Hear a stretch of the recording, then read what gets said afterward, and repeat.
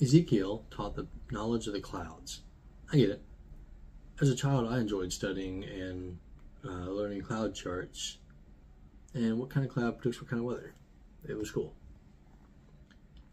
Now, Hadad was also known as Ishkur, is the Babylonian god of storms, rain, and thunder.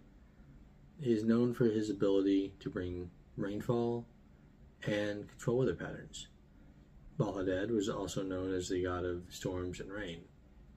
As a deity also associated with weather patterns, including clouds, he would have known about the nature and their behavior. Spoilers, temperature gradients cause wind patterns that blow evaporated water around. That's how it works.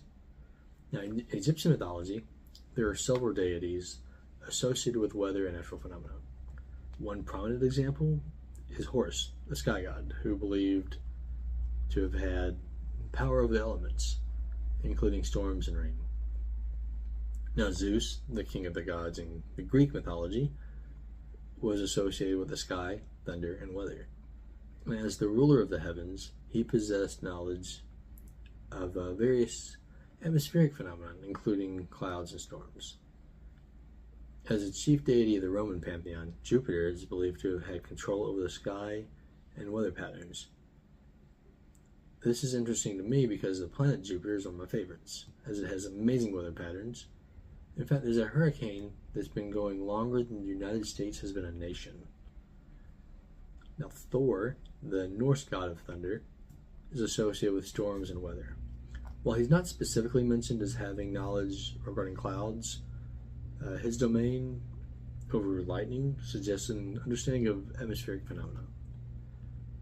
This is a precursor to meteorology, and this could also potentially enhance early warning systems, disaster management, and climate controls, and climate projections also, just as with Rainfall.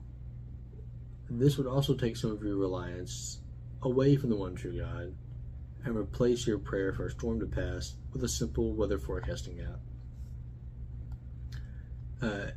Any seemingly good bit of information that prevents you from praying and tears you away from God, even a little bit, turns out to be a bad thing. Now, clouds are constantly shifting and transforming. They remind us that change is an inherent part of life. Just as clouds come and go, our experiences, emotions, circumstances are ever changing. Clouds teach us to embrace impermanence and navigate through life's transactions and transitions with adaptability and acceptance. Clouds were associated with months of divine revelation and communication. For example, when Moses ascended Mount Sinai to receive the Ten Commandments, a thick cloud covered the mountain. We cannot forget that. In Exodus 40, verses 34 through 38, and 1 Kings 8, verses 10 through 12, the cloud of God's glory, descended upon the tabernacle and later in the temple, indicating God's presence. This was his holy sanctuary. Presumably, God has appeared this way before. And this entity that chose to fall from God and fall from his grace may have been known and may have known how to emulate this behavior.